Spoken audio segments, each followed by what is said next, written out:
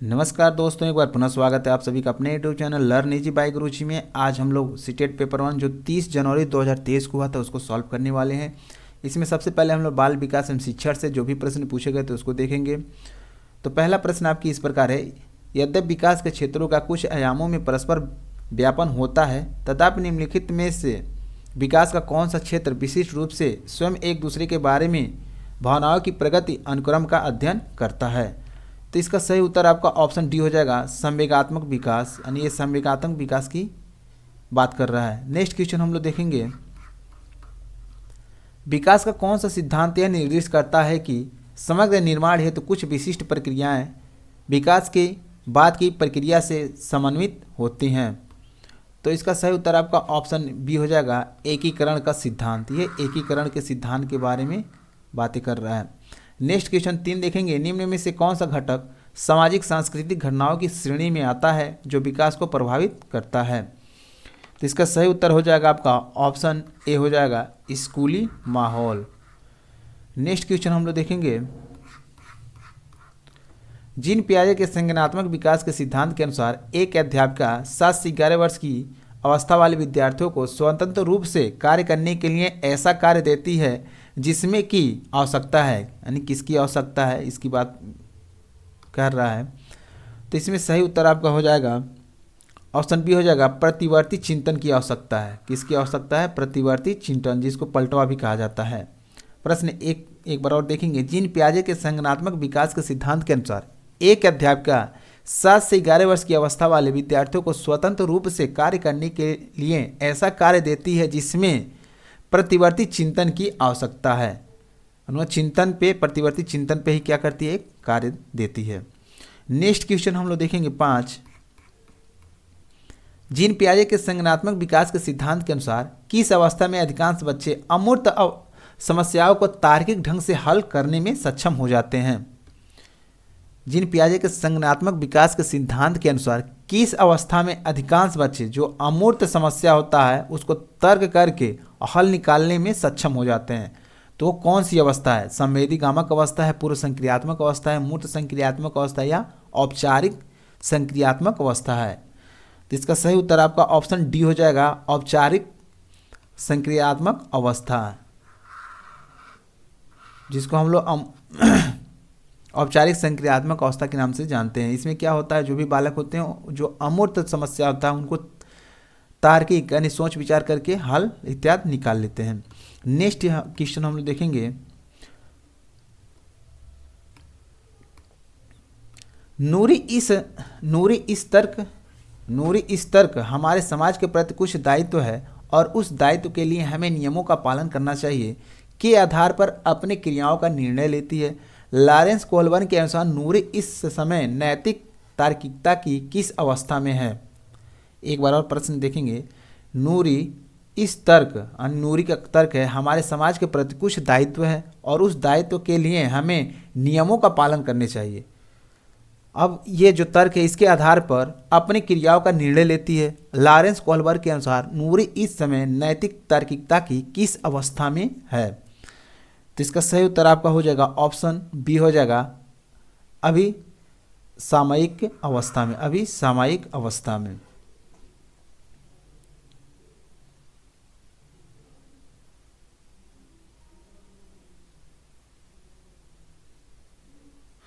इसमें हम और बात करेंगे, लॉरेंस कोहलबर्न के अनुसार नैतिक विकास 3 स्तरों पर होता है। पहला है पूर्व नैतिक अवस्था, दूसरा है परंपरागत नैतिक अवस्था और तीसरा है नैतिक विकास का उत्तर परंपरागत चरण इत्यादि। ये चरण बताए हैं लॉरेंस कोहलबर्ग ने।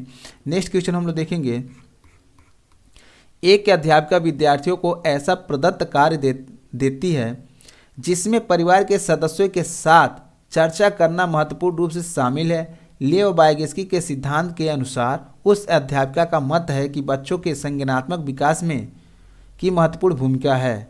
किसकी भूमिका है? ये ऑप्शन में दिया है। तो इसका सही उत्तर आपका ऑप्शन डी हो जाएगा, सामाजिक अंतःक्रियाएं। यानी एक अध्यापिका विद्यार्थियों को ऐसा प्रदत्त कार्य देती है जिसमें परिवार के सदस्यों के साथ चर्चा करना महत्वपूर्ण रूप से शामिल है। लेव वाइगोत्स्की के सिद्धांत के अनुसार उस अध्यापिका का मत है कि बच्चों के संज्ञानात्मक विकास में सामाजिक अंतःक्रियाएं की महत्वपूर्ण भूमिका है। नेक्स्ट क्वेश्चन हम लोग देखेंगे 8। लेव वाइगोत्स्की के विचारों से सहमति रखने वाली अध्यापिका को निम्न में से क्या करना चाहिए?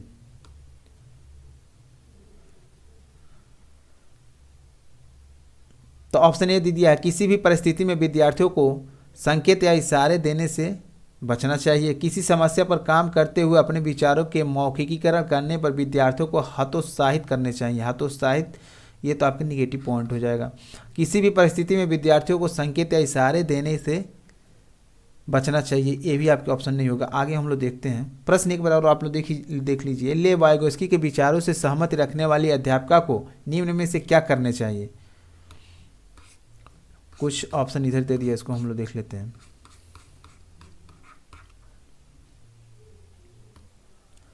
ऑप्शन सी दे दिया है, विद्यार्थियों के बीच चर्चा और वैचारिक बहस को बढ़ावा देने चाहिए। यही आपका सही हो जाएगा। विद्यार्थियों के बीच क्या करना चाहिए? चर्चा और वैचारिक बहस को बढ़ावा देने चाहिए। और डी कह रहा है, अधिगम को विद्यार्थियों के सामाजिक सांस्कृतिक परिवेश से अलग रखना चाहिए। अलगाव नहीं करने, अलग नहीं रखने, वो भी सामाजिक संस्कृति से जब अलग रखेंगे तो बच्चे सही तरीके से सीख नहीं पाएंगे। 9 देखेंगे, लेव वाइगोत्स्की का मत है कि उच्चतर क्रम की मानसिक प्रक्रियाएं के द्वारा समामेलित होती है। लेव वाइगोत्स्की का मत है कि उच्चतर क्रम की मानसिक प्रक्रियाएं के द्वारा समामेलित होती है। तो इसका सही उत्तर हो जाएगा आपका मनोवैज्ञानिक उपकरण। ऑप्शन ए इसका सही उत्तर हो जाएगा मनोवैज्ञानिक उपकरण। यानी लेव वाइगोत्स्की का मत है कि उच्चतर क्रम की मानसिक प्रक्रियाएं मनोवैज्ञानिक उपकरण के द्वारा समामेलित होती हैं। आगे हम लोग देखेंगे 10। हावर्ड गार्डन के सिद्धांत के अनुसार जो विद्यार्थी दूसरों की भावनाओं, मनोदशाओं और इरादों को अच्छी तरह से समझ पाते हैं उनमें किस प्रकार की बुद्धि का उच्च स्तर होता है? तो इसका सही उत्तर आपका हो जाएगा ऑप्शन ए हो जाएगा अंतर्वैयक्तिक बुद्धि होती है। प्रश्न एक बार और देखेंगे, हावर्ड गार्डन के सिद्धांत के अनुसार जो विद्यार्थी दूसरों की भावनाओं, मनोदशाओं और इरादों को अच्छी तरह से समझ पाते हैं उनमें किस प्रकार की बुद्धि होती है? उनमें अंतर्वैयक्तिक बुद्धि होती है। नेक्स्ट क्वेश्चन हम लोग देखेंगे 11। लेव वाइगोत्स्की के विचारों के अनुसार निम्न में से कौन सा कथन भाषा और संज्ञान के बीच के संबंध को सही रूप से दर्शाता है?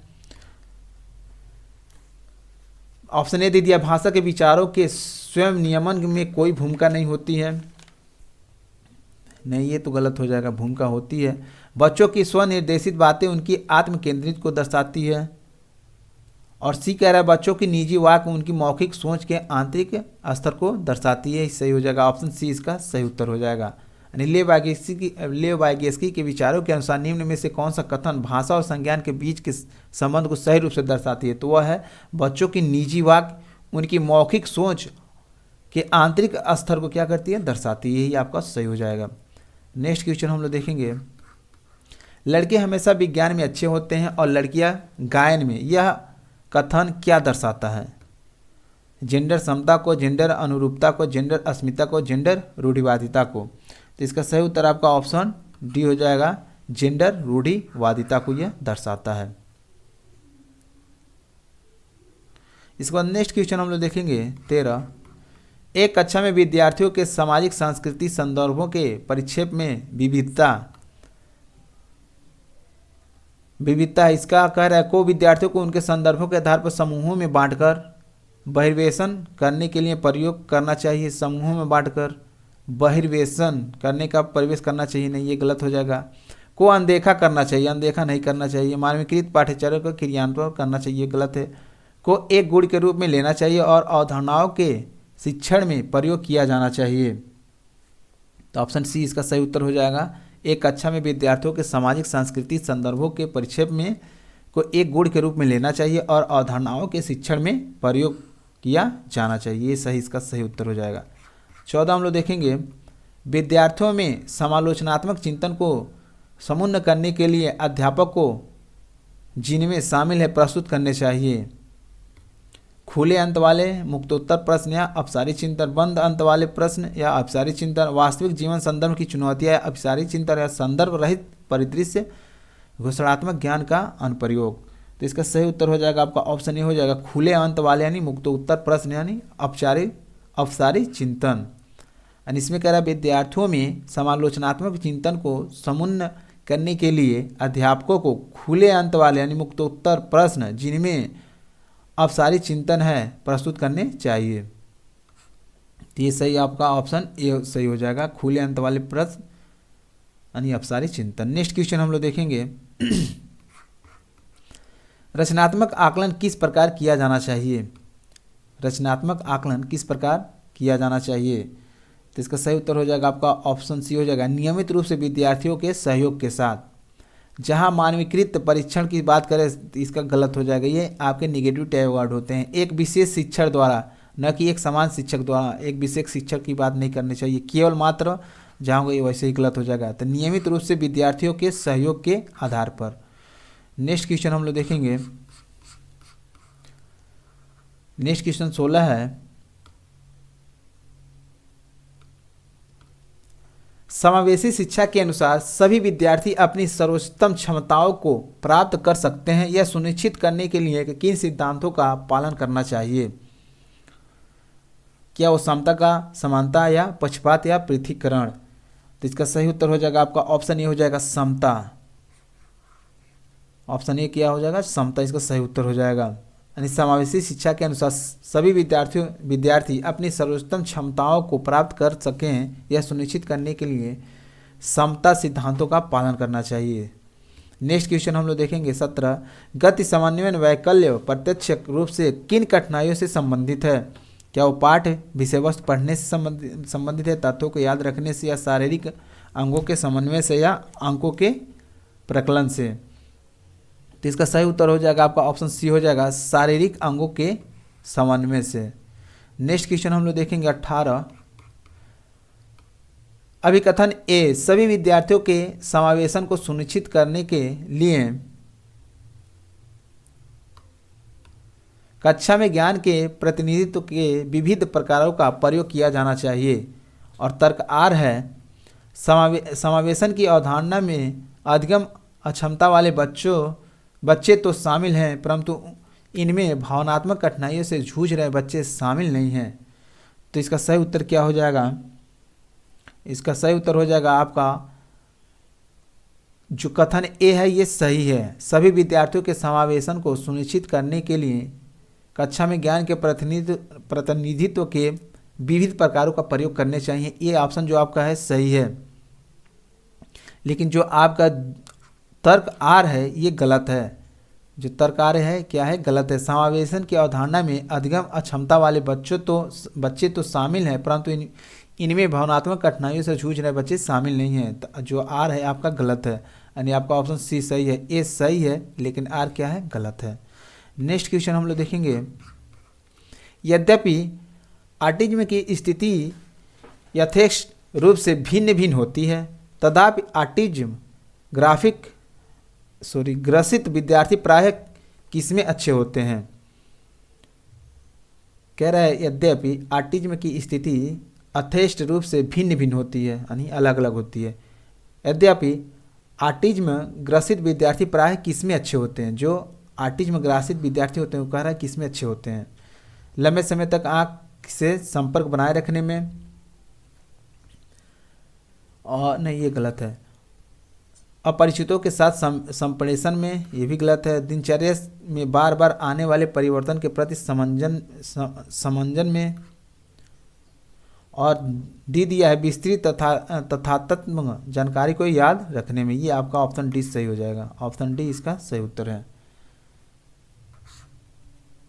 इसका नेक्स्ट क्वेश्चन है 20 है रचनात्मक बच्चों की एक पहचान विशेषता यह है कि वे मानदंडों के अनुरूप ही कार्य करते हैं। नहीं, वे दूसरों की नकल करना पसंद करते हैं, ये भी नहीं है। वे स्वतंत्र रूप से सोचते हैं, ऑप्शन सी इसका सही उत्तर हो जाएगा। ये स्वतंत्र रूप से क्या करते हैं, ये सोचते हैं। उनकी ध्यान अवधि कम होती है, ये भी गलत है। नेक्स्ट क्वेश्चन हम लोग देखेंगे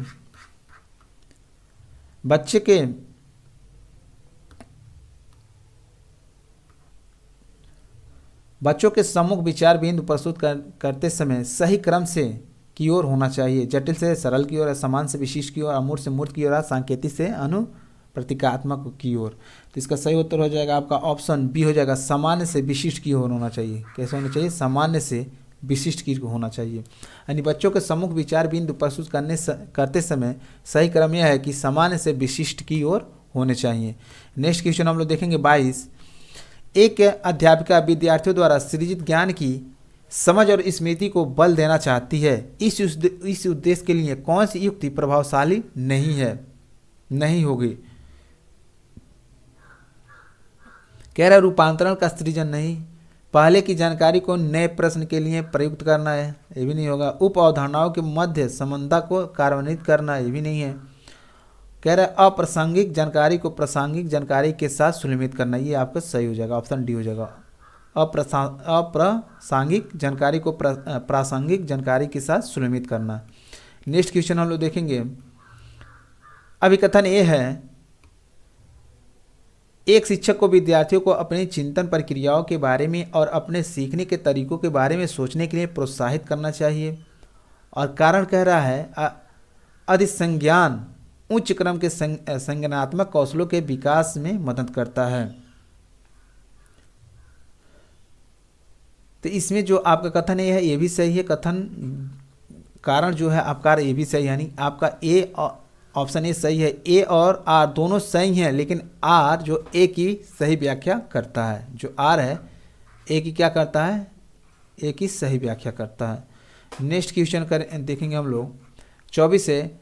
करण हमेशा किसी समस्या के एक से अधिक समाधान सोचता है और अक्सर नौचारी समाधानों को सुझाता है।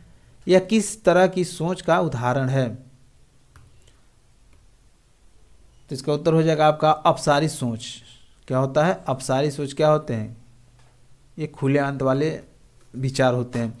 जैसे कह रहा है करण हमेशा किसी समस्या के एक से अधिक समाधान सोचता है और अक्सर नौचारी समाधानों को सुझाता है। यह किस तरह की सोच का उदाहरण है? ये अभी अपसारी सोच के उदाहरण है। नेक्स्ट क्वेश्चन हम लोग देखेंगे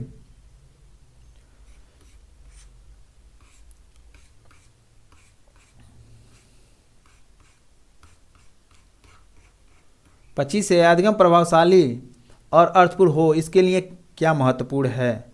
विद्यालय में हो रहे अधिगम और विद्यालय के बाहर के जीवन के बीच संबद्धता स्थापित करना। तो आपका ऑप्शन ए सही हो जाएगा। विद्यालय में हो रहे अधिगम और विद्यालय के बाहर के जीवन के बीच संबद्धता स्थापित करना क्या है? अधिगम प्रभावशाली और अर्थपूर्ण के लिए एक महत्वपूर्ण कथन है। इसके बाद हम लोग देखेंगे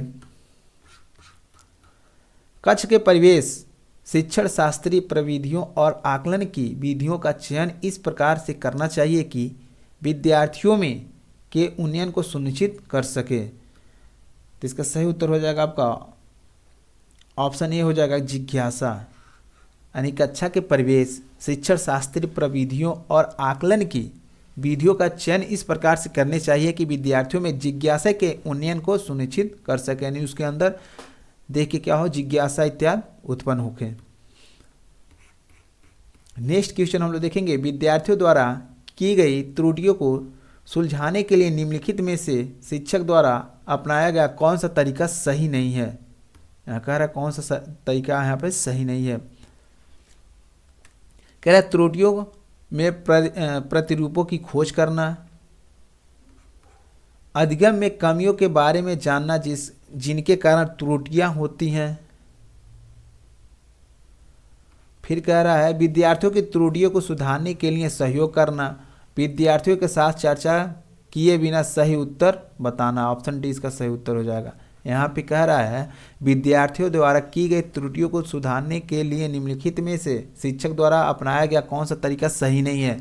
तो बाकी आपके जो 3 तरीके हैं ये तो सही हैं, लेकिन जो आपका डी है विद्यार्थियों के साथ चर्चा किए बिना सही उत्तर बता देना, ये गलत है। जब तक आप चर्चा नहीं करेंगे, उसको बताएंगे नहीं, तब तक उसको कैसे समझ में आएगा कि जो भी आंसर इत्यादि बताएंगे वो सही कैसे है।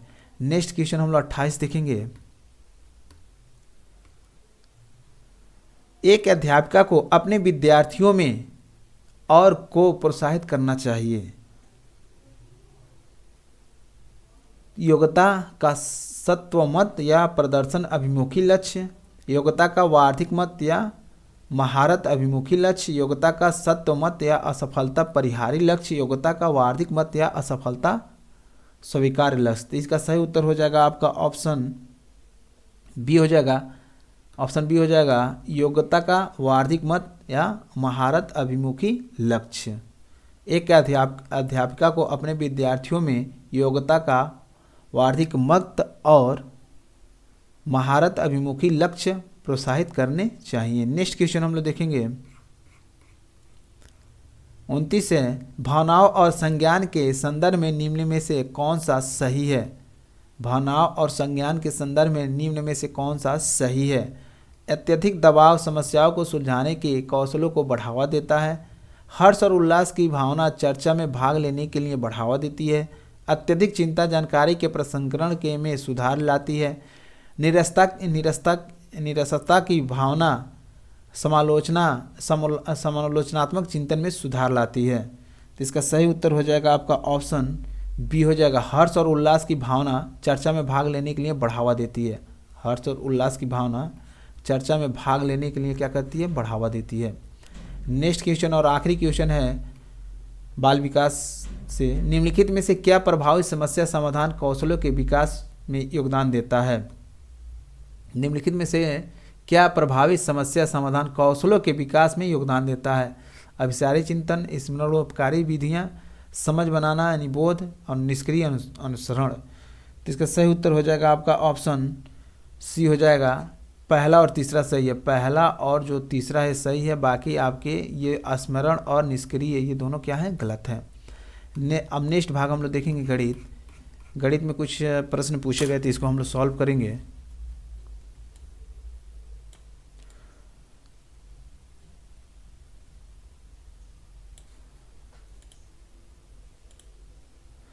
तो गणित पोर्शन में हम लोग देखेंगे पहला प्रश्न जो है 31 नंबर का, इसको हम लोग देखेंगे। कह रहा विशाल के पास 10 दर्जन कैंडी हैं, उनमें उसने इनका 1/3 भाग राधा को, 1/5 भाग आसिफ को और 1/12 भाग सोनू को दे दिया। विशाल के पास बची कैंडियों की संख्या कितनी है। तो आइए इसको सॉल्व करते हैं हम लोग। सबसे पहले हम लोग जानेंगे विशाल के पास कितनी कैंडियाँ हैं। तो विशाल के पास 10 दर्जन है। 10 दर्जन मतलब हो गया 10 गुणे क्या करेंगे हम लोग, 10 गुणे 12 कर देंगे, क्योंकि एक दर्जन में क्या होता है 12, और एक दर्जन केले की बात करते हैं तो उसमें 12 केले होते हैं। तो 10 दर्जन बराबर कितना हो जाएगा आपके 120। टोटल उसके पास कितनी कैंडियाँ हैं 120 हैं। उसमें से 1/3 भाग किसको देता है, राधा को। राधा को कितना देता है, राधा को दिया बराबर कितना 1/3 भाग, यानी 120 में हम 1/3 निकाल लेंगे तो ये कितना हो जाएगा, ये 40 हो जाएगा। 40 कैंडिया किसको देता है, राधा को। इसको काटेंगे 4 3 12, 4 हो गया 0, 40 हो गया। फिर इसके बाद आसिफ को कितना देता है, आसिफ को देता है ये, आसिफ को देता है 2/5 भाग, यानी 2/5 भाग 120 में 2/5 भाग क्या कितना हो जाएगा, तो ये हो जाएगा 24। 24 पच्चे कितना होता है 120 होगा, ये 24 हो जाएगा। तो 24 दूना कितना हो जाएगा 48। 48 कैंडी किसको देता है, आसिफ को देता है। फिर सोनू को दे देता है। सोनू को कितना देता है ये हम लोग देख लेते हैं। सोनू को देता है 1/12 भाग, यानी 120 में हम लोग निकालेंगे 1/20 में 1/12 भाग, 12 कम 12 यानी 10, यानी 10 कैंडी किसको देता है, सोनू को। अब प्रश्न हम लोग समझ लेते हैं। जैसे विशाल के पास टोटल 120 कैंडी है, उसमें राधा को 1/3 भाग देता है, नहीं 40 कैंडी राधा को दे देता है, 48 कैंडी आसिफ को दे देता है और 10 कैंडी किसको देता है, सोनू को दे देता है। अब कह रहा है कि विशाल के पास बची कैंडियों की संख्या बताइए। तो टोटल कैंडी उसके पास कितना था 120। 120 में से कितना कैंडी 40 और 48, 88, 10, 98, 98 कैंडी तो बांट देता है। 40 में 120 में से 98 जाएगा तो आपके 22 कैंडी। उसके बाद कितनी कैंडियाँ बची, 22 कैंडियाँ बची। तो ऑप्शन सी इसका सही उत्तर हो जाएगा 22 कैंडी। उम्मीद करें आप लोग को ये प्रश्न समझ में आ गया होगा। प्रश्न था 10 दर्जन कैंडी, 10 दर्जन का मतलब हो गया 120 दर्जन कैंडी था। राधा को 1/3 यानी 40 राधा को दे दिया। आसिफ को 2/5 यानी 2/5 यानी 120 में 2/5 निकालेंगे तो 48 आसिफ को दे दिया। और सोनू को 1/12 यानी 120 में 1/12 निकालेंगे तो 10 कैंडी सोनू को दे दिया। टोटल कैंडी 40, 48, 88, 10, 98, 98 कैंडी यानी 120 में से 98 कैंडी दे देता है। उसके पास टोटल बचा कितना, 22 कैंडी। इसके बाद अगला क्वेश्चन हम लोग देखेंगे 32।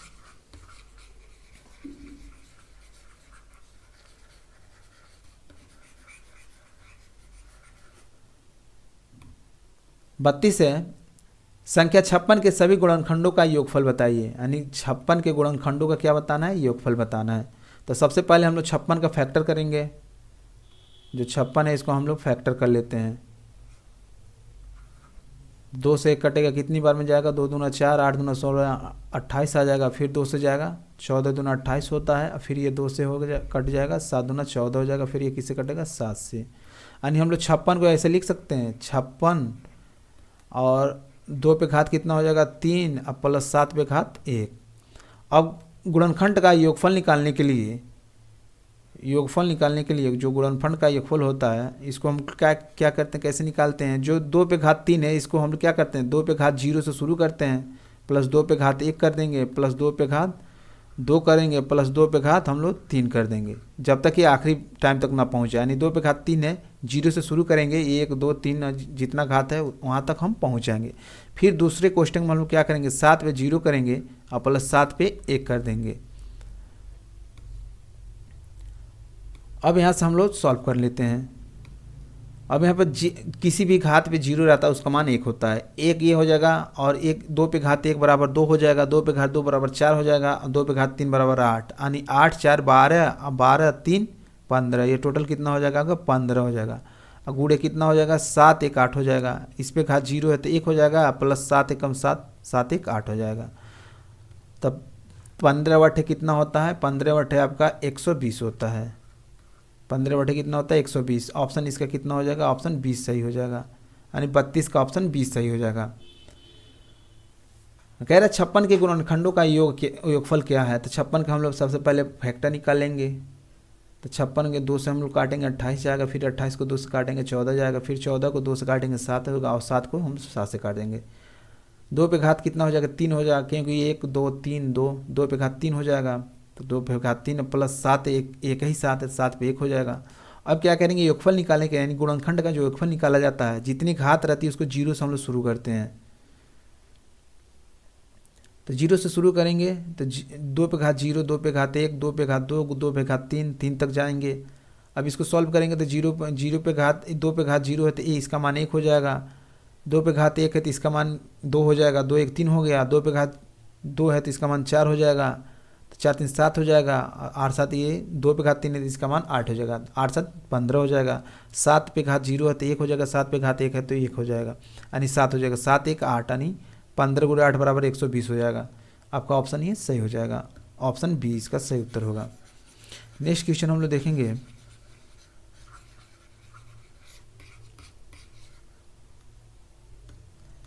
33 है, निम्नलिखित में से कौन सा सही है। इसमें कह रहा है कौन सा सही है, तो इसका सही उत्तर आपका ऑप्शन सी हो जाएगा। इसको कैसे सॉल्व करेंगे, 1/5 है तो 1/5 को यदि हम 1 में भाग करेंगे तो इसका मान कितना आएगा, 0.2 आएगा। जैसे 1 में हमें क्या करना है, 5 से भाग करने हैं, नहीं जाएगा तो क्या करेंगे, दशमलव लगाएंगे तो ये 10 हो जाएगा। 5 दूना कितना होगा, 10 हो जाएगा, यानी कट जाएगा। नहीं ये कितना आ गया, 0.2 आ गया। इसी तरीके से 1/3 का निकालेंगे तो 1/3 का निकालेंगे तो 0.33 आएगा। तो इसमें कौन सा बड़ा है, तो इसमें बड़ा आपका 0.2 से बड़ा क्या है, 0.33। तो ऑप्शन आपका सी सही हो जाएगा।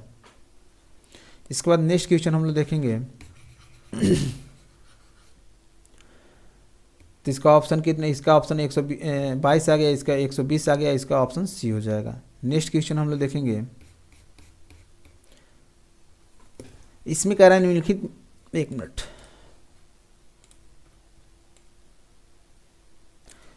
प्रश्न 34 है, निम्न में से किसमें संख्याएं बढ़ते क्रम में लिखी हुई हैं। बढ़ते क्रम में इसमें हमें पहचान करना है।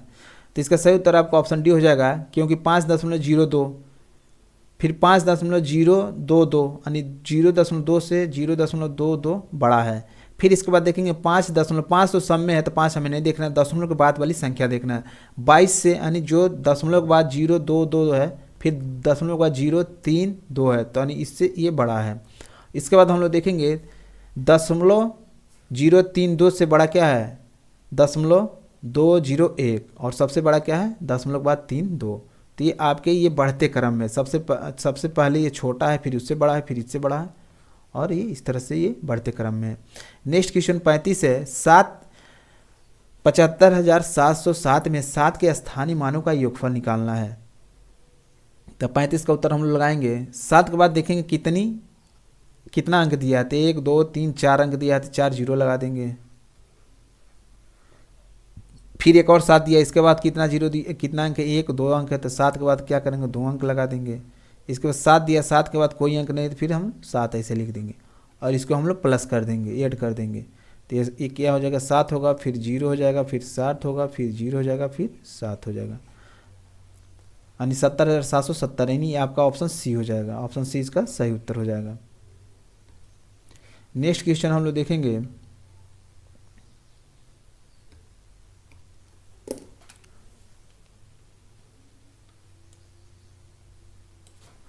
कह रहा है वह सबसे छोटी संख्या ज्ञात है जिसे 60,078 में से घटाने पर प्राप्त संख्या 245 से विभाज्य हो। यानी वो संख्या ज्ञात करना है जो दिया हुआ संख्या में से घटा दें तो ये 245 से पूर्ण रूप से विभाजित हो जाए। तो इसको निकालने के लिए सबसे पहले हम लोग क्या करेंगे, इसमें हम लोग भाग करेंगे। क्या करेंगे, इसमें हम लोग किससे भाग करना है हमको 245 से, 245 से। जब इससे हम लोग भाग करेंगे तो शेषफल आपका 53 आएगा। शेषफल कितना आ जाएगा 53, यानी 53 को क्या करेंगे इसमें से घटा देंगे तो संख्या 245 से पूर्ण रूप से क्या हो जाएगा विभाजित हो जाएगा। तो भाग करते आएंगे, लास्ट में शेषफल आपका आएगा 53। शेषफल कितना आएगा 53, यही शेष आएगा। और जो शेष आएगा उसको दिया हुआ संख्या ने जो भाज्य इसमें से हम क्या करेंगे घटा देंगे, यानी 60,078 में से 53 हम घटा देंगे तो 245 से क्या हो जाएगा पूर्ण रूप से विभाजित हो जाएगा। तो ऑप्शन सी इसका सही उत्तर हो जाएगा। इसके बाद नेक्स्ट क्वेश्चन हम लोग देखेंगे, या इसका उत्तर सही हो जाएगा 53। 37 से निम्नलिखित लंबाई मापने की इकाइयों को देखिए। फिर कह रहा है यदि इन्हें बढ़ते क्रम में लगाया जाए तो चौथे स्थान पर कौन सी इकाई आएगी। बढ़ते क्रम में लगाना है।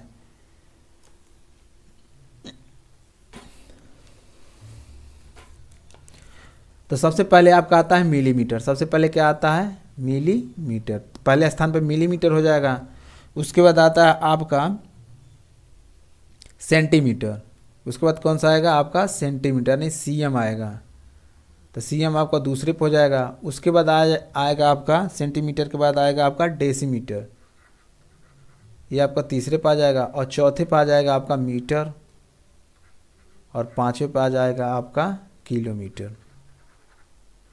तो पूछ रहा है चौथे स्थान पर कौन सा है, तो चौथे स्थान पर आपका क्या आया है मीटर आ रहा है, तो चौथा स्थान पर मीटर नहीं, ऑप्शन डी इसका सही उत्तर हो जाएगा। इसके बाद नेक्स्ट क्वेश्चन हम लोग देखेंगे।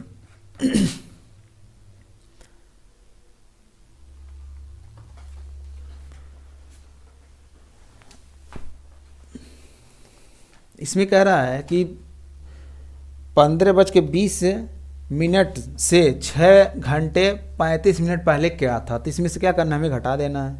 इसमें से क्या करेंगे 38 का हम लोग देखेंगे, जो 15 क्या है 15:20 है, इसमें से क्या करेंगे हम लोग 6:35 क्या करेंगे घटा देंगे। क्यों घटाएंगे, क्योंकि पहले का समय पूछ रहा है, तो इसलिए जो समय आगे बढ़ गया उसको हम लोग घटा देंगे तो पहले का समय आ जाएगा। तो 20 मिनट में से 35 घटा नहीं पाएंगे तो यहाँ से ये 60 लेगा, 60 मिनट लेगा तो कितना हो जाएगा, ये टोटल आपके 80 मिनट हो जाएंगे। 80 में से 35 घटाएंगे तो 10 में से 5 गया जाएगा, 5 हो जाएगा, यहाँ बचेगा 7, 7 में से 3 गया, कितना हो जाएगा 4, यही होगा। 10 में से 5 गया तो कितना 5, यहाँ बचा कितना 7, 7 में से 3 गया, 7 में से 3 गया 4 हो जाएगा। और यहाँ बचा कितना आपका, यहाँ बचा आपका 14, 14 में से 6 गया 8, 8 6 कितना होता है 14, यानी 8 घंटा 45 मिनट। तो 8 घंटा 45 मिनट को हम लोग लिख सकते हैं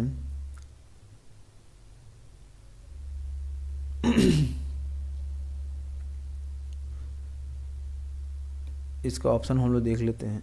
नहीं, इसका ऑप्शन दे दिया 8 घंटा 45 मिनट। इसका सही उत्तर हो जाएगा आपका ऑप्शन बी हो जाएगा 8 घंटा 45 मिनट। ये इसका सही उत्तर हो जाएगा। आगे हम लोग देखेंगे 39, प्रश्न 39। जयंती किसी स्थान पर P से पूर्व दिशा की ओर चलती है। जो जयंती है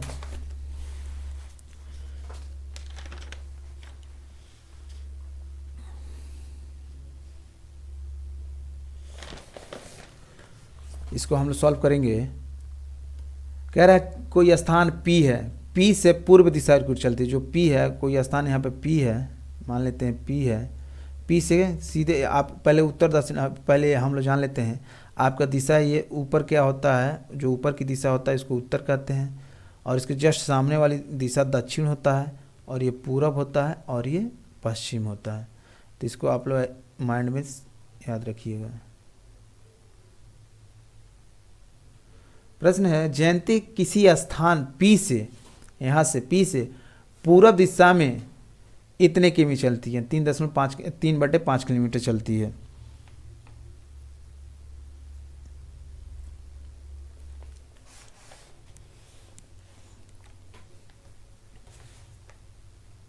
कहाँ चलती है? पूरब की दिशा ओर चलती है, यानी यहाँ से पूरब की दिशा ओर चलती है। 3.5। फिर कह रहा है वहाँ से, यानी यहाँ से फिर पश्चिम दिशा में 1/5/7 किमी चलती है। यहाँ से सीधे पश्चिम चलती है। सीधे यहाँ से पश्चिम क्या होगा? सीधे पश्चिम तो आपका इधर ही होगा ना। तो कितना चलती है ये? 12 इसको हम लिख सकते हैं 12/7 किमी चलती है। अब P से वो कहाँ स्थित है?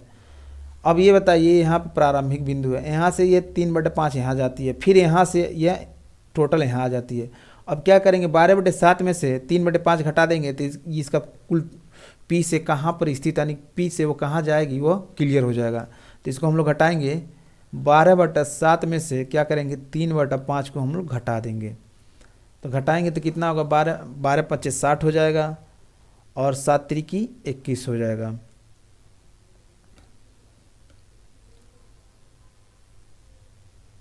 बटा हो जाएगा 35। तो 60 में से 21 जाएगा तो कितना हो जाएगा आपका? 39 हो जाएगा। ये 39 बटा कितना हो जाएगा? 35। यानी इसको हम लोग लिख सकते हैं 1/4/35। 1/4/35 का सही उत्तर हो जाएगा 1/4/35। तो इसका सही उत्तर आपका ऑप्शन सी हो जाएगा। P से पश्चिम की ओर 1/4 सही 35 किमी दूरी पर है। P से कहाँ पे है? P से यहाँ से ये पश्चिम की ओर, यहाँ पश्चिम दिशा देखिए, यहाँ से मान लीजिए P है, P तो इधर पश्चिम ही होगा ना। तो P से वह 39/35 कह सकते हैं, या 1/4/35 किलोमीटर हम लोग कह सकते हैं। तो उम्मीद है आप लोग को ये समझ में आया होगा। नेक्स्ट हम लोग देखेंगे 40। निम्न में से कौन सा सही नहीं है? इसमें से सही पूछ रहा है, नहीं है। 2 और आधा दर्जन 30 होता है। 2 और आधा दर्जन 30 होता है। 2 दर्जन कितना हो जाएगा? 24। आधा दर्जन 36। तो ये तो सही है। कह रहा है 5 लीटर 50 मिलीलीटर और 550 मिलीलीटर के बराबर है। 1 मिलीलीटर बराबर इतना सेंटीमीटर, ये भी सही है। 10 पैसा बराबर इतना, ये दोनों सही है। आपका ये जो ऑप्शन दिया है ये गलत है, यानी जो ऑप्शन गलत है वही ऑप्शन आपका सही होगा।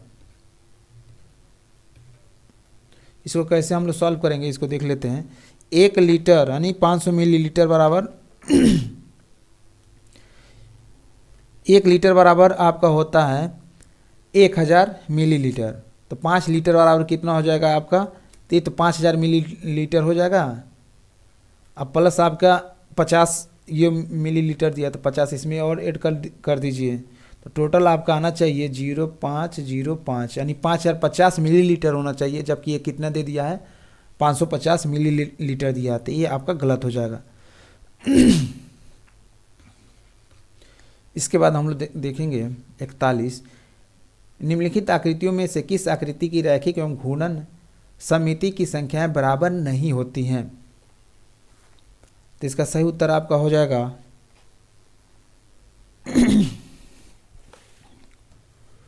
ऑप्शन आपका बी, इसका सही उत्तर हो जाएगा समांतर चतुर्भुज। सॉरी, एक मिनट, ऑप्शन सी हो जाएगा, समांतर चतुर्भुज हो जाएगा। ऑप्शन सी इसका सही उत्तर हो जाएगा। क्यों हो जाएगा? क्योंकि समांतर चतुर्भुज की रैखिक एवं घूर्णन समिति की जो संख्याएं होती है वो बराबर नहीं होती है। इसके बाद नेक्स्ट क्वेश्चन हम लोग 42 देखेंगे।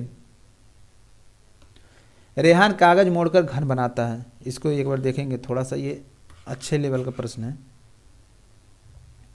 रेहान क्या करता है? कागज मोड़कर घन बनाता है। वह 5 सेंटीमीटर भुजा वाले 50 घन लेता है। 5 सेंटीमीटर भुजा वाले कितना लेता है? 25 घन बनाता है। अब उसे सभी घनों को रखने के लिए एक बड़ा डब्बा चाहिए। इस बड़े डब्बे का आयतन कितना होना चाहिए ताकि सभी छोटे घन उसमें बिना खाली जगह छोड़े पूरी तरह से आ जाएं? प्रश्न आप लोग एक बार और सोचेंगे, सुनेंगे। रेहान कागज मोड़कर घन बनाता है। कितने घन बनाता है? वो 5 सेंटीमीटर के भुजा वाले, 5 सेंटीमीटर के भुजा वाले कितने? 25 घन बनाता है। और उसको एक डिब्बा चाहिए, इसमें सारे घन आ जाएं। तो सबसे पहले हम लोग जानेंगे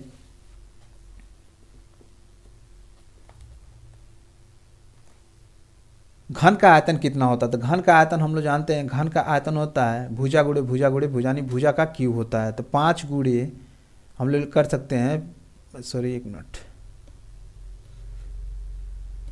इसको हम लोग ऐसे सॉल्व कर सकते हैं। 5 गुणे 5, ये तो आपके जो 5 सेंटीमीटर भुजा वाले हो गए। और कितने घन बनाता है? 25 घन बनाता है। तो इसमें 25 जो घन है इसको भी हम लोग क्या करेंगे? इसमें गुणा कर देंगे।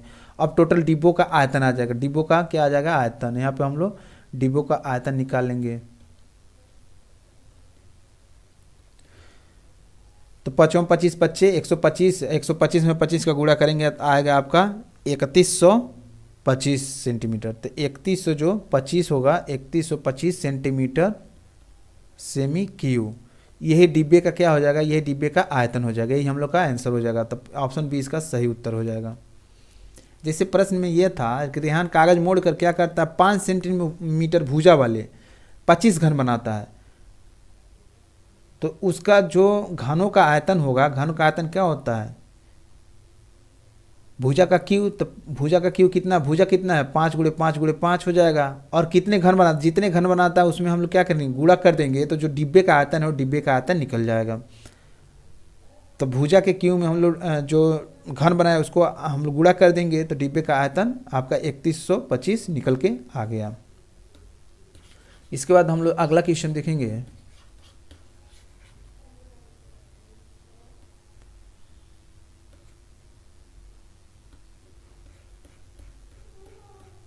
नीचे दिए गए लंबाइयों का माध्यक क्या है? माध्यक यहाँ पे पूछ रहा है।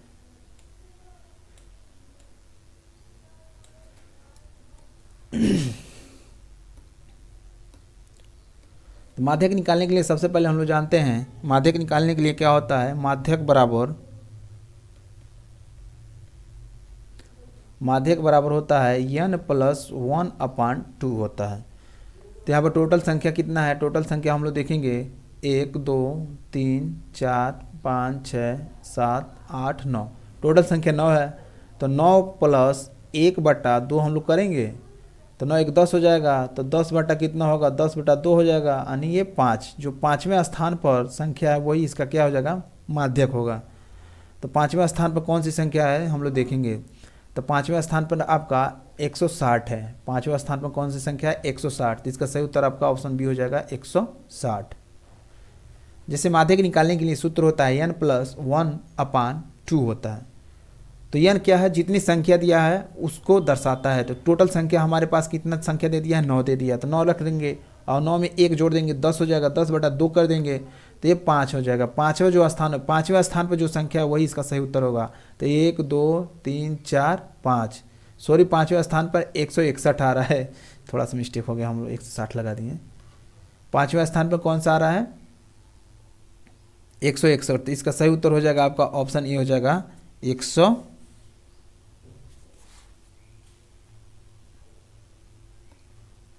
1 2 3 4 5 161, इसका ऑप्शन ये सही हो जाएगा।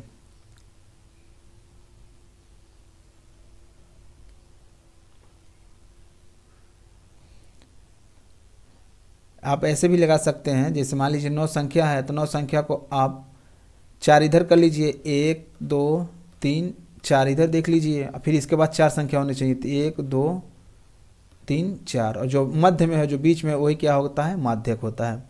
फिर आगे हम लोग देखेंगे, एक तालिका दिया है, तालिका में दिया है, निम्नलिखित तालिका में दिए गए आंकड़ों को पढ़िए और सही कथन का चयन कीजिए। विद्यार्थियों का पसंदीदा खेल है। फुटबॉल को 60 बच्चे पसंद करते हैं, शतरंज को 50 बच्चे पसंद करते हैं, जबकि बैडमिंटन को 70 विद्यार्थी पसंद करते हैं और वॉलीबॉल को 20 विद्यार्थी पसंद करते हैं।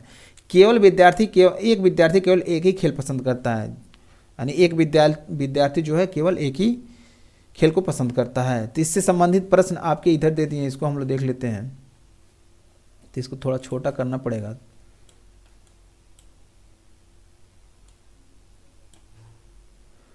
काफ़ी छोटा करना, चलिए यहाँ पे हम लोग देख लेते हैं।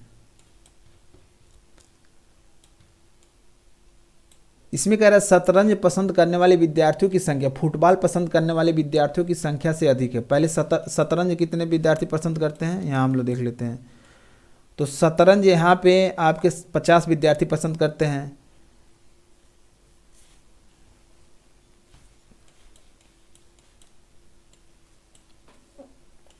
इसका हम आपको सही उत्तर बता दे रहे हैं। इस तरह हम लोग थोड़ा सा, ये ग्राफ गलत, एक ही जगह इसका प्रश्न रहता तो करने में मजा आता। तो इसका सही उत्तर हो जाएगा आपका जो 44 है, इसका सही उत्तर आपका सी हो जाएगा। जो सी है, शतरंज पसंद करने वाले विद्यार्थियों की संख्या कुल विद्यार्थियों की संख्या का 1/4 भाग है। जो सी है ये इसका सही उत्तर हो जाएगा। जैसे यहाँ पर दिया है कि अभिष्ट भाग, जैसे शतरंज पसंद करने वाले टोटल कितने छात्र हैं, 50 छात्र हैं, और कुल छात्र कितने हैं, आप छात्र जोड़ेंगे 60 + 50 + 70 + 20, टोटल छात्र इतने हैं जो खेलों को पसंद करते हैं। तो टोटल हम लोग जोड़ेंगे तो 50/200 आ जाएगा, और 200 का मतलब ये हो जाएगा 0 से 0 कट जाएगा, 5 एकम 5, 5 चौका 20 हो जाएगा, 1/4। तो यही कह रहा है जो बैडमिंटन पसंद करने वाले विद्यार्थियों की संख्या है, यानी बैडमिंटन कितने पसंद करते हैं, 50, और फुटबॉल पसंद करने वाले विद्यार्थियों की संख्या से कम, शतरंज पसंद करने वाले विद्यार्थियों की संख्या, यानी इतने क्या है शतरंज पसंद करते हैं, की संख्या कुल विद्यार्थियों की संख्या, यानी नीचे जो संख्या कुल विद्यार्थियों की संख्या का 1/4 है, तो 1/4 यानी 1/4 है। ये ऑप्शन सी इसका सही उत्तर हो जाएगा। नेक्स्ट क्वेश्चन हम लोग देखेंगे, दिए गए पैटर्न में से कौन सी संख्या लुप्त है। यहाँ पे कह रहा है कौन सी संख्या लुप्त है।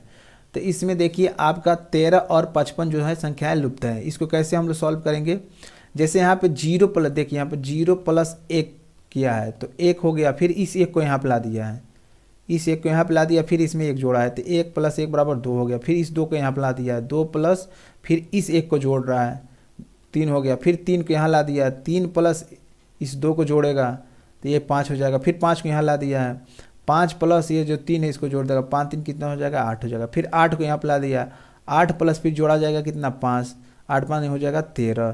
तो देखिए 8 और 5 जोड़ के यहाँ पे कितना हो गया, यहाँ तो 13 आ गया।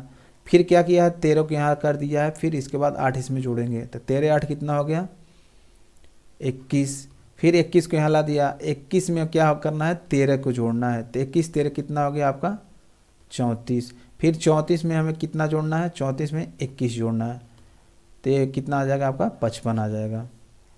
तो यहाँ पे कितना हो गया 55, ये इसका पैटर्न था।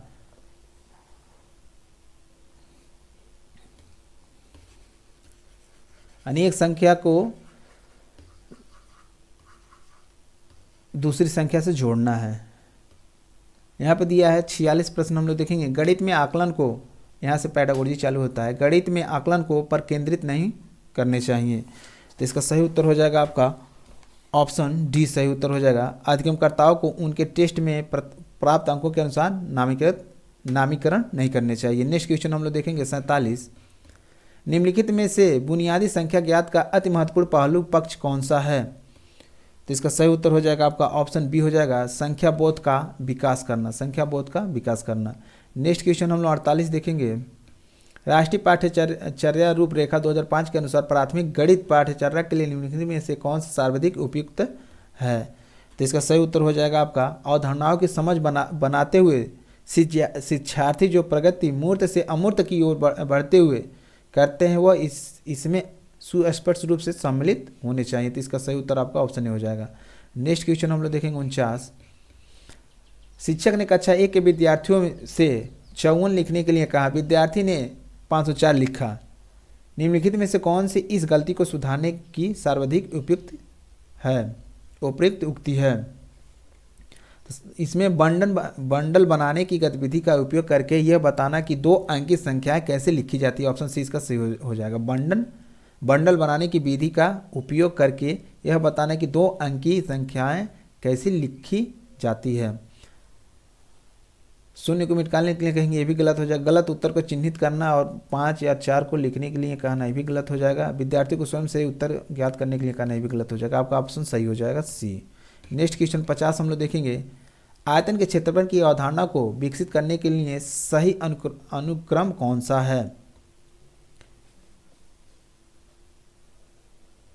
कह रहा, दिए गए आयतन को रबड़ इरेजर या शार्पनर द्वारा ढकना और फिर विद्यार्थियों से इन्हें गिनने के लिए कहना, ये सही है।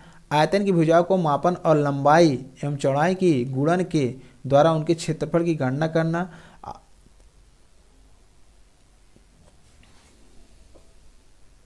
ये भी सही है। आयतन के फलक को वर्गाकार टाइल जिसकी भुजाएं 1 सेमी हो से ढकना और इसे टाइलों की संख्या गिनना, ये भी सही। यानी कूट आपका सही हो जाएगा 1, 3 और 2। पहले 1 सही होगा, पहले 1 फिर उसके बाद 2, 3 उसके बाद 2, ये वाला कूट सही है। नेक्स्ट क्वेश्चन हम लोग देखेंगे।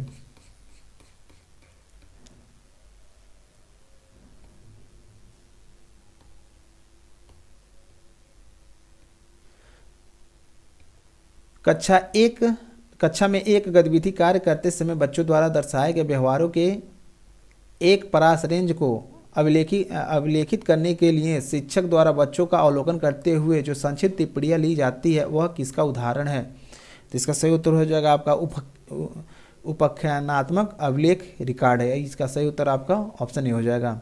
नेक्स्ट क्वेश्चन हम लोग देखेंगे 52। गणितीय अवधारणाओं को पढ़ाते हुए दृश्य हस्तकौशल सामग्री का प्रयोग की ओर बढ़ने की सहायता होता है। तो 52 का सही उत्तर हो जाएगा आपका ऑप्शन बी हो जाएगा, मूर्त से अमूर्त की अवधारणा, इसका सही उत्तर हो जाएगा। नेक्स्ट क्वेश्चन 53 है। गणित में समस्या समाधान की युक्तियों में सम्मिलित है। तो इसका सही उत्तर हो जाएगा आपका ऑप्शन डी हो जाएगा, तर्कना यानी विवेचना और पैटर्न बनाना। इसके बाद नेक्स्ट क्वेश्चन हम लोग देखेंगे। प्राथमिक स्कूली स्तर पर लघुत्तम समापवर्तन यानी लौसक के शिक्षण और अधिगम हेतु निम्नलिखित में से कौन सा सबसे कम उपयुक्त है? सबसे कम पूछ रहे हैं यहाँ पे, सबसे कम उपयुक्त है। तो इसका सही उत्तर हो जाएगा आपका सूचना एवं प्रेषण तकनीकी ICT का प्रयोग करते हुए इसका परिचय बहुत दिलचस्प तरीके से कराया जा सकता है। इसका ऑप्शन डी सही है। नेक्स्ट क्वेश्चन हम लोग देखेंगे 55। जब एक बच्चे को 5 × 28 का परिकलन करने के लिए कहा गया तब उसने निम्नलिखित प्रकार से उसे हल किया। 5 × 28 बराबर 5 × 28 यानी पहले 5 × 28 किया, फिर 28 × 5 किया, फिर इसको किया 14 × 8 14 × 2 यानी 14 × 2 बराबर 28 × 5, फिर 14 × 2 × 5 किया, फिर 14 × 10 बराबर 140।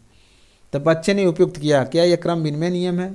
जी हाँ, ये क्रम विनिमय नियम है। क्या वितरण यानी बंटन नियम है? नहीं, ये वाला नियम नहीं है, साहचर्य नियम है। इसमें दोनों नियम का पालन किया गया यानी क्रम विनिमय और साहचर्य नियम का।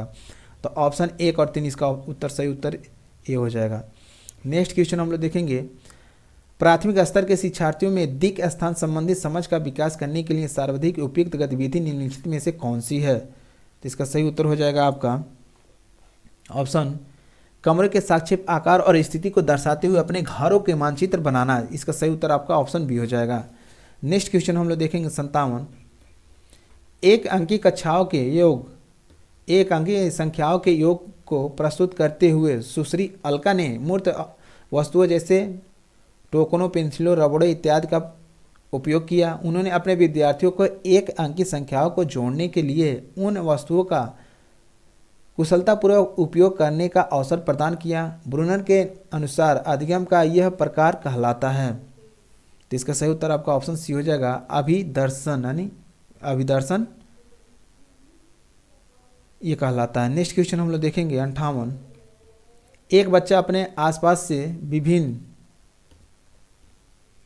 आकृतियों के उदाहरण देता है, जैसे समोसा एक त्रिभुज है। यह बच्चा वैन हिले सिद्धांत के अनुसार ज्यामितीय चिंतन के किस स्तर पर है? तो इसका सही उत्तर हो जाएगा आपका ऑप्शन डी हो जाएगा, दृश्यीकरण है। क्या है? दृश्यीकरण। नेक्स्ट क्वेश्चन हम लोग देखेंगे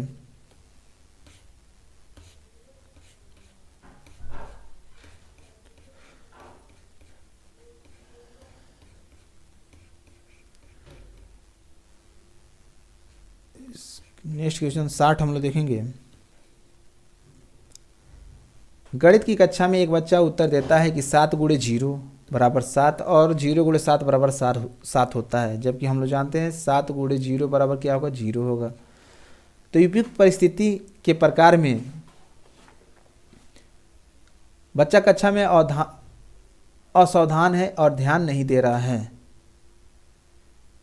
उसको यह बताने की आवश्यकता है कि पहाड़े 7 गुणे 1 बराबर 7 से प्रारंभ होते हैं। सही परिकलन हेतु उसको और अधिक प्रश्न अभ्यास के लिए दिए जाने की आवश्यकता है। वह गलत रूप से योग के गुणों को गुणन की समस्याओं को विस्तारित कर रहा है। इसका सही उत्तर आपका ऑप्शन डी हो जाएगा। इसके बाद हम लोग देखेंगे पर्यावरण अध्ययन देखेंगे हम लोग।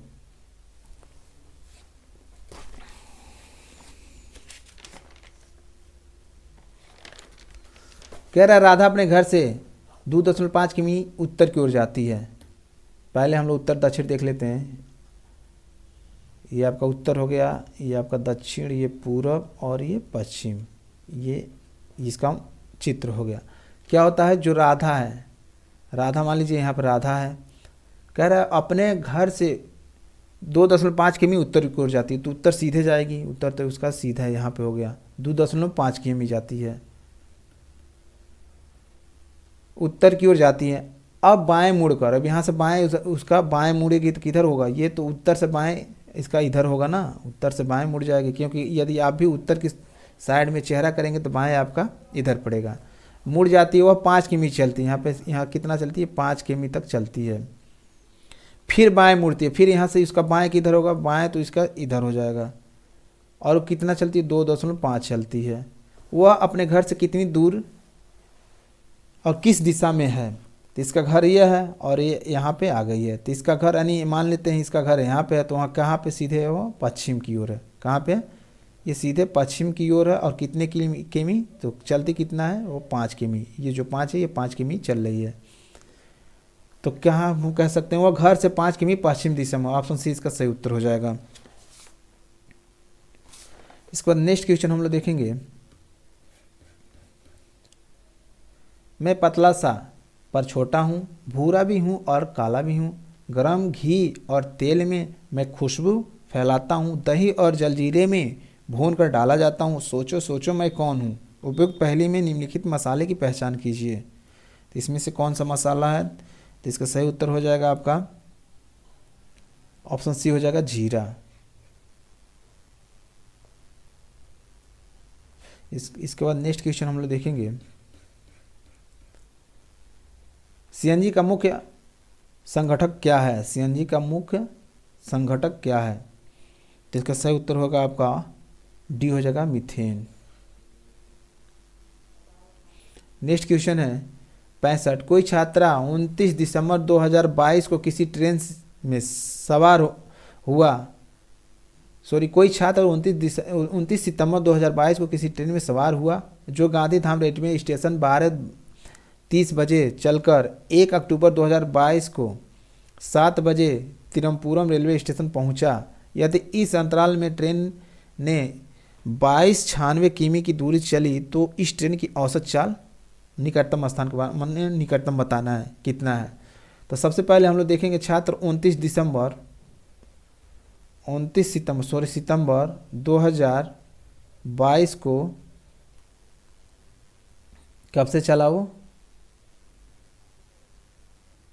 12:30 पे। और 1 अक्टूबर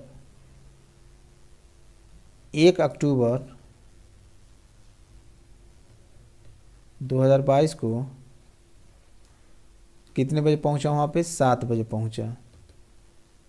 तो टोटल कितना दूरी चला, टोटल कितने समय, वो समय कितना लिया हो चलने में, तो समय लिया हो, इसको यदि हम लोग निकालेंगे, क्योंकि बीच में 29 से 30 यानी 24 घंटा हो जाएगा टोटल। इसको निकालेंगे हम लोग तो टोटल इसका कितना चला, ये 42 घंटा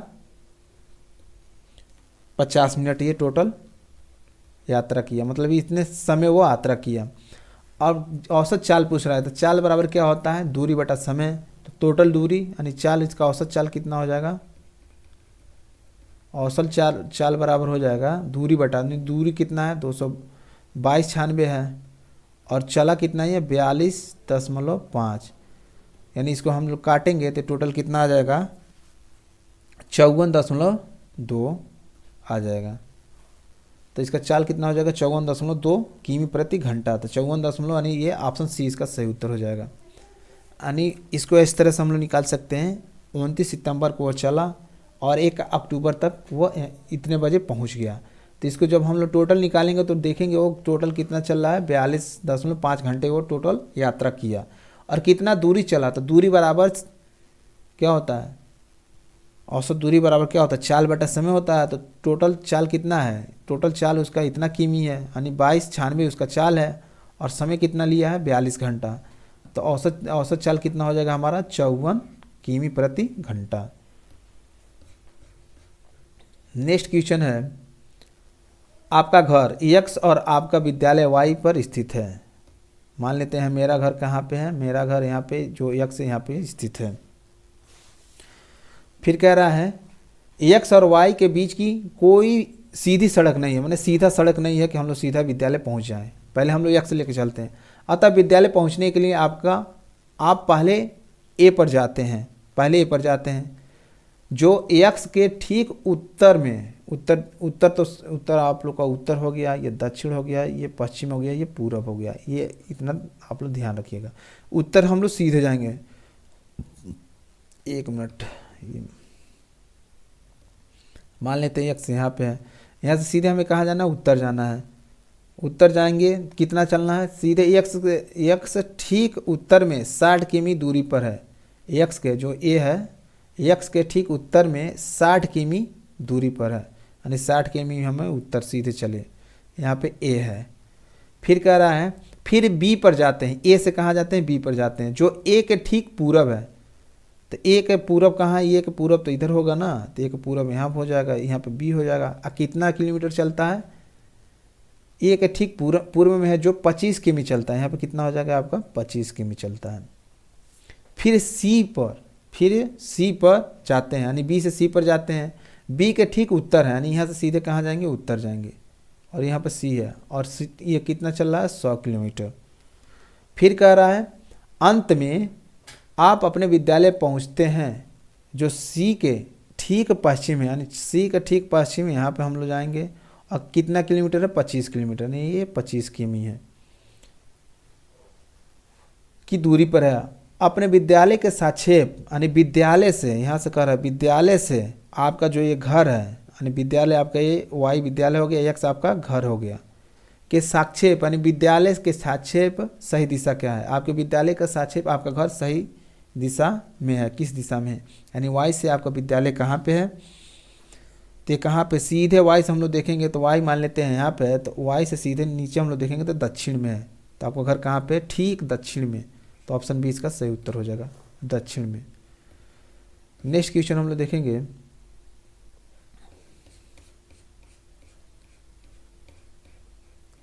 निम्नलिखित में से पक्षियों का वह युगल, सॉरी 1 मिनट,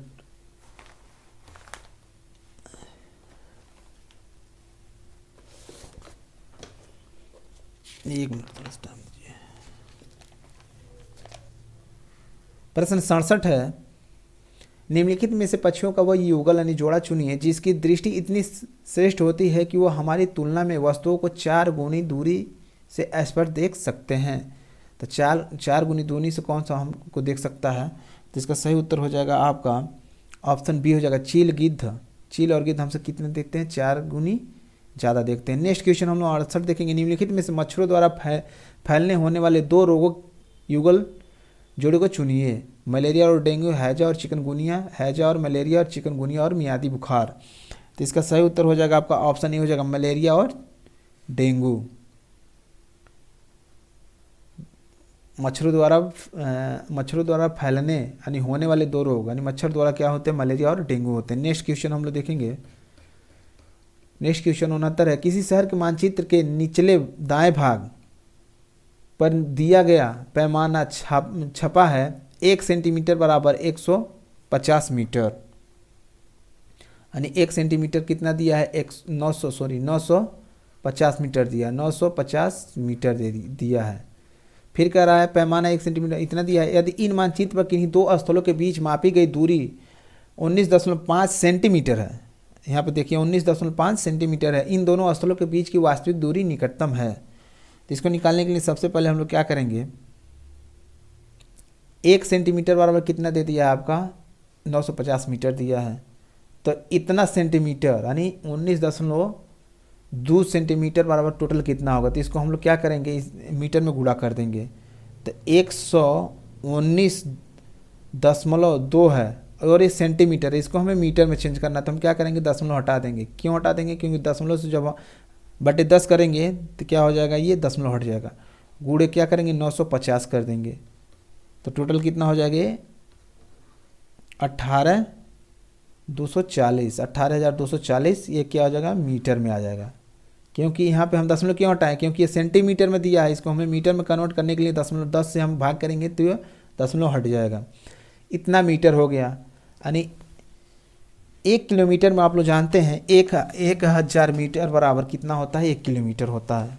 तो यहाँ पे कितना दिया है, इकाई दाएं से 1000 10 यानी 18,000 दे दिया है। 18,000 मतलब हो गया आपका 8 किलोमीटर और 240 मीटर, तो 18 किलोमीटर हो जाएगा। इसका ऑप्शन डी सही हो जाएगा, ऑप्शन डी इसका सही उत्तर हो जाएगा। नेक्स्ट क्वेश्चन हम लोग देखेंगे। किसी पर्यटक ने किसी राज्य के ग्रामीण क्षेत्र के अधिकांश घरों का नीचे दिए गए अनुसार वितरण दिया है। इस क्षेत्र में वर्षा बहुत कम होती है, मौसम सामान्यतः गर्म रहता है और लोग मिट्टी के घरों में रहते हैं। घरों की दीवारें मोटी बनाई जाती है और इस दीवारों को मिट्टी से लीपअप होता जाता है। घरों की छतों को कटीली झाड़ियों से बनाया जाता है। तो इसका सही उत्तर क्या हो जाएगा आपका, मध्य प्रदेश, गुजरात, उसके बाद राजस्थान और झारखंड दिया है। तो इसका सही उत्तर हो जाएगा आपका ऑप्शन सी हो जाएगा, राजस्थान। यहाँ पे राजस्थान के लोग ऐसे ही घर क्या करते हैं, बनाते हैं। नेक्स्ट क्वेश्चन हम लोग देखेंगे। चार चिनारी एक बहुत प्रसिद्ध पर्यटक स्थल है। यह चारों ओर से पर्यटकों से घिरा है तथा जिस शहर में स्थित है उसका नाम बताइए। तो इसका सही उत्तर हो जाएगा हैदराबाद, लखनऊ, मैसूर या श्रीनगर। तो इसका सही उत्तर होगा आपका ऑप्शन डी हो जाएगा, श्रीनगर। नेक्स्ट क्वेश्चन है, बात निम्नलिखित में से उस जानवर को चुनिए जिसके सुनने की संवेदना शक्ति इतनी तीक्ष्ण है कि वह पत्तों के हिलने और घास पर किसी जानवर के चलने में अंतर कर सकता है। तो उसका सही उत्तर हो जाएगा आपका ऑप्शन सी हो जाएगा, बाघ। नेक्स्ट क्वेश्चन हम लोग देखेंगे। निम्नलिखित में से कौन सा युग्म सही है, गेहूं मूसला जड़ है, मक्का मूसला जड़ है या गाजर मूसला जड़ है या बांस मूसला जड़ है। तो इसका सही उत्तर हो जाएगा आपका ऑप्शन सी हो जाएगा, जो गाजर है वो गाजर में मूसला जड़ पाई जाती है। इसके बाद आगे हम लोग देखेंगे 74, रेगिस्तानी योग नामक वृक्ष के विषय में नीचे दिए गए कथनों पर विचार कीजिए। यह वृक्ष आबू धाबी के रेगिस्तानों में पाया जाता है। इस वृक्ष की ऊंचाई प्रारंभिक विद्यालयों की कमरों की ऊंचाई के अर्थात लगभग 4 मीटर होती है। इस वृक्ष की जड़ें उस गहराई तक जमीन में जाती है जब तक कि वह भौम जल तक न पहुंच जाए। इसकी जड़ों की लंबाई लगभग ऐसे ही 50 वृक्षों को एक लाइन में एक के बराबर दूसरे को एक सिरे से दूसरे सिरे तक जमीन पर लिटा देने के बराबर होती है। इस वृक्ष पर पत्तियां बहुत कम होती हैं। तो इसका सही उत्तर क्या होगा, इसका नीचे ऑप्शन दे दिया है, इसको हम लोग देख लेते हैं। तो रेगिस्तान योग के बारे में है, तो इसमें सही उत्तर इसका क्या होगा,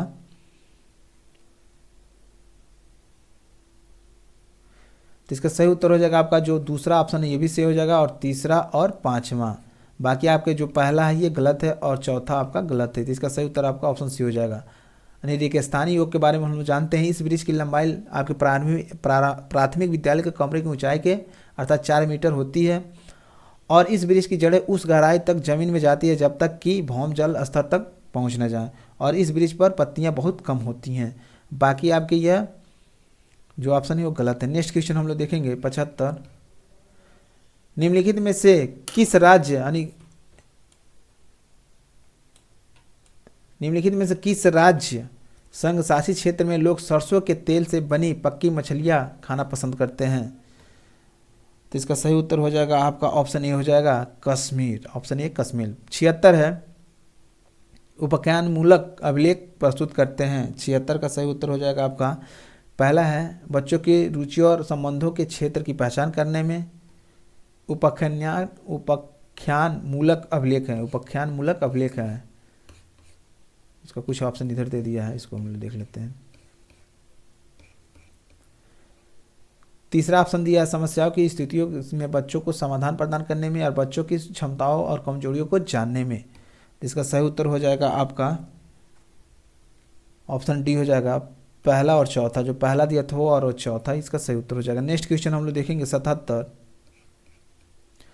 मसालों का पाठ पढ़ाने से पूर्व आस्था ने अपने कक्षा 5 के शिक्षार्थियों से 2 छोटे प्रश्न पूछे। इनके द्वारा आस्था जानना चाहती है, विद्यार्थियों को पूर्ण ज्ञान जानना चाहती है, विद्यार्थियों में बुद्धिमान विद्यार्थियों की पहचान करना, अच्छे विश्वास और संश्लेषण कौशलों के विद्यार्थियों को पहचानना, विषय मसाले के विषय में विद्यार्थियों को विचार प्राप्त करना। तो इसका सही उत्तर हो जाएगा आपका 1 2 3 यानी तीनों सही है। आपका तीनों सही है। ऑप्शन गुड, ऑप्शन सी सही है 1 2 3। नेक्स्ट क्वेश्चन हम लोग देखेंगे 78 है माधवी अपनी कक्षा को क्षेत्र भ्रमण पर ले गई। वापस आने के पश्चात उन्होंने अपने विद्यार्थियों के साथ भ्रमण पर चर्चा की। इसे जिस रूप में व्यक्त किया जा सकता है अधिगम का आकलन, अधिगम के लिए आकलन, आकलन अधिगम के रूप में, अधिगम के दौरान आकलन। तो इसका सही उत्तर हो जाएगा आपका ऑप्शन बी हो जाएगा अधिगम के लिए आकलन, क्योंकि वो अधिगम के लिए क्या करने गए थे? आकलन करने गए थे। नेक्स्ट क्वेश्चन हम लोग देखेंगे प्रभावी शिक्षण अधिगम केवल तभी संभव होगा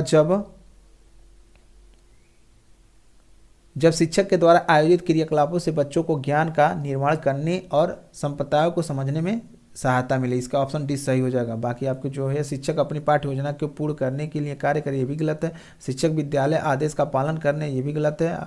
विद्यार्थियों को अपने सहयोग के निर्देशों पर क्रियाकलाप आधारित अधिगम लिए पाठ्य योजना संपादित करें, ये भी गलत है। आपका ऑप्शन जो डी है ये सही है।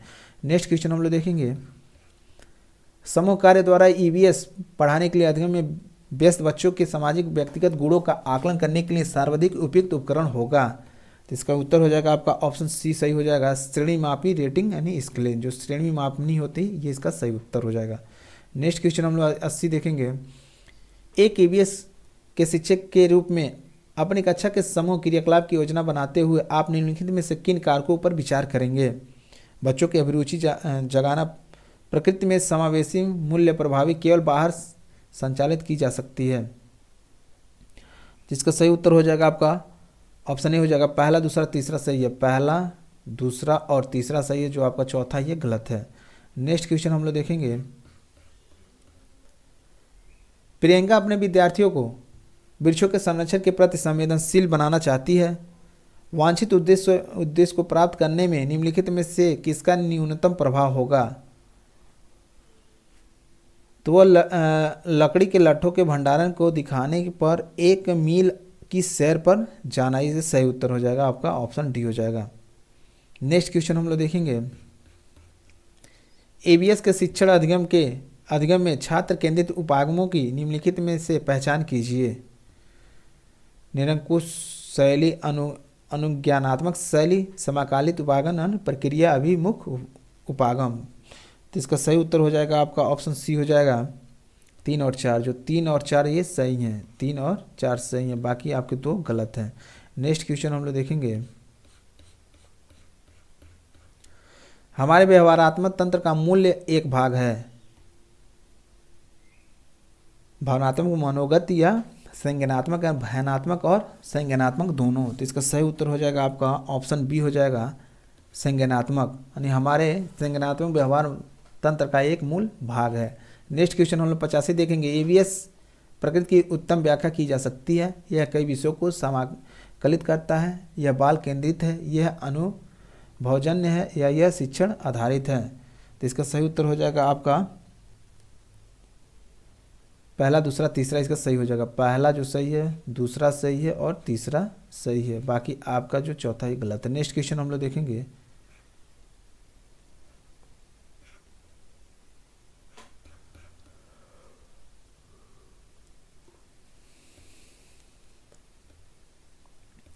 नीचे दिए गए शब्दों में से कम ऐसे 3 शब्दों यानी विकल्पों का चयन कीजिए जो पर्यावरण की व्याख्या करते हैं। वनस्पति, जाति और जाति जात, प्राणी जात, जैविक एवं अजैविक, सामाजिक एवं सांस्कृतिक, रचनात्मक एवं जिज्ञासु। इसका सही उत्तर हो जाएगा आपका ऑप्शन 1, 2, 3। इसका सही हो जाएगा पहला, दूसरा और तीसरा सही हो जाएगा। यानी कूट जो है आपका ऑप्शन बी सही हो जाएगा, पहला, दूसरा, तीसरा। नेक्स्ट क्वेश्चन हम लोग देखेंगे।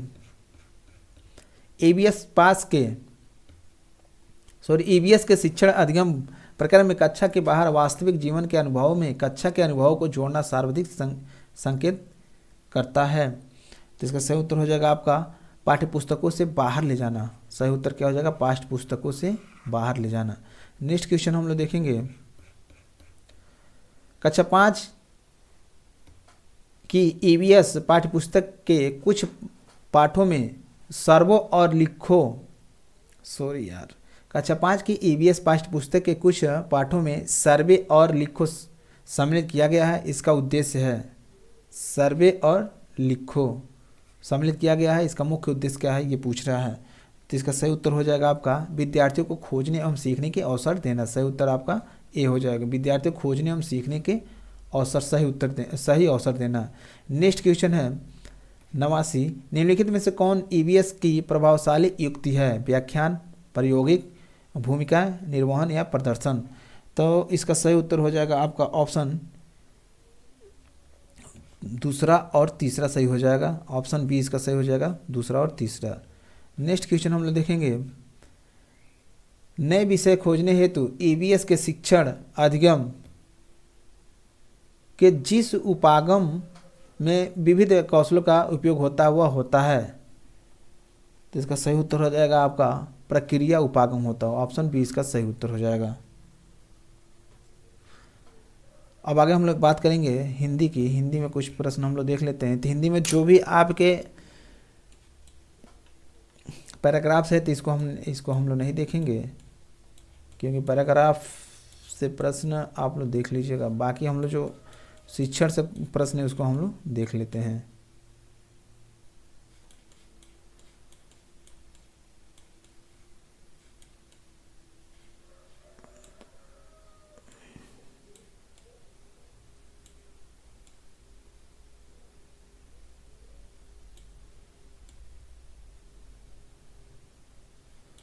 तो हम लोग यहाँ से देख लेते हैं जो आपका 131 से नहीं, यहाँ हम लोग देख लेते हैं 133 से। बाकी जो जो आपका पद्यांश दिया है, गद्यांश दिया है, तो इसको आप लोग देख लेंगे।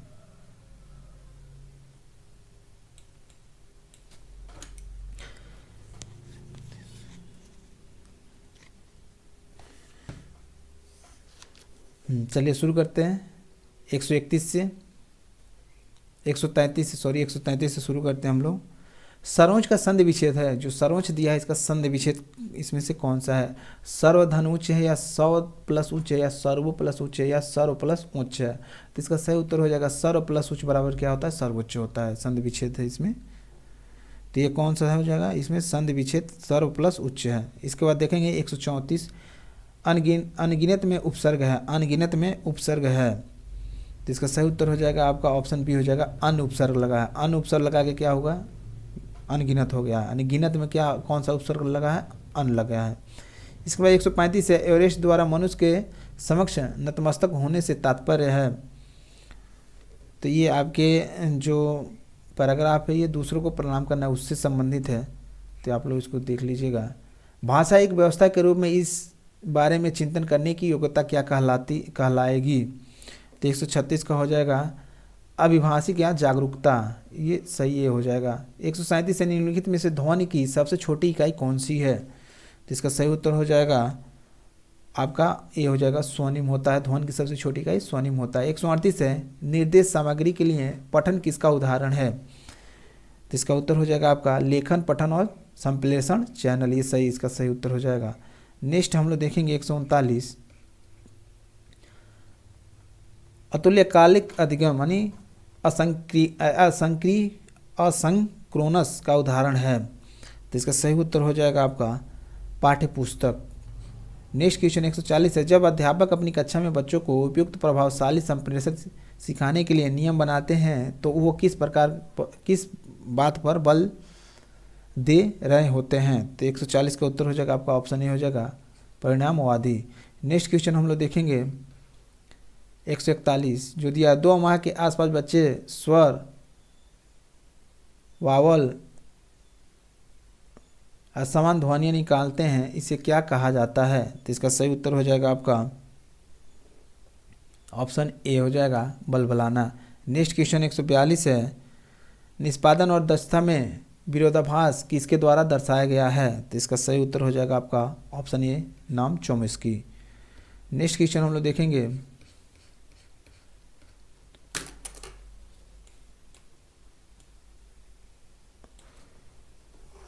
अभी भी व्यक्तियात्मक भाषा कौशल विकास चैनल क्या है? तो इसका सही उत्तर हो जाएगा आपका ऑप्शन डी हो जाएगा वाचन लेखन। नेक्स्ट क्वेश्चन है पाठ्य सामग्री का बारीकी से पठन किस भाषा कौशल का विकास करता है? तो 144 का उत्तर आपका ऑप्शन सी हो जाएगा पठन। 145 है वाचन में कौन सा क्रम है? तो 145 का उत्तर ये हो जाएगा विषय, वस्तु एवं अभिव्यक्ति।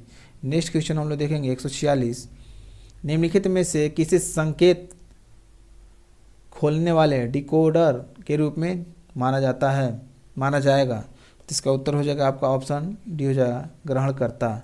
नेक्स्ट क्वेश्चन हम लोग देखेंगे शब्द में अक्षर पंक्ति में शब्द और पृष्ठ में पंक्तियाँ आपस में बहुत आसपास नहीं होनी चाहिए, यह किस ओर संकेत करता है?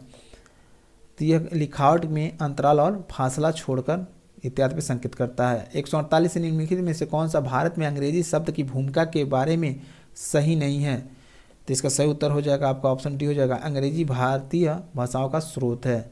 नेक्स्ट क्वेश्चन हम लोग देखेंगे 149 ग्रहशील भाषा कौशल विकास चैनल क्या है? तो इसका सही उत्तर हो जाएगा आपका श्रवण, पाठन इत्यादि। नेक्स्ट क्वेश्चन 150 है भाषा अर्जन उपकरण की अवधारणा किससे संबंधित है? तो इसका सही उत्तर हो जाएगा आपका चोम्स्की। तो ये थे हमारे लगभग 150 प्रश्न हम लोग देख चुके हैं। इसमें जो इंग्लिश का प्रश्न है, इंग्लिश के पोर्शन है उसको नहीं कराए हैं और संस्कृत का आप लोग देख लीजिएगा। बाकी जो पैराग्राफ दिया था उसको भी हम नहीं कराए हैं क्योंकि टाइम ज़्यादा लग जाता। बाकी आपके जो भी प्रश्न थे बाल विकास, ईवीएस, हिंदी, इसके साथ गणित इत्यादि को हम लोग बहुत अच्छी तरीके से कवर कर चुके हैं। तो आज की वीडियो में बस इतना ही। वीडियो अच्छा लगे तो लाइक कीजिएगा, शेयर कीजिएगा। चैनल पर नए हैं तो चैनल को सब्सक्राइब करके बेल आइकन को जरूर दबाइएगा। तो फिर मिलते हैं अगले टॉपिक में, तब तक के लिए जय हिंद, वंदे मातरम।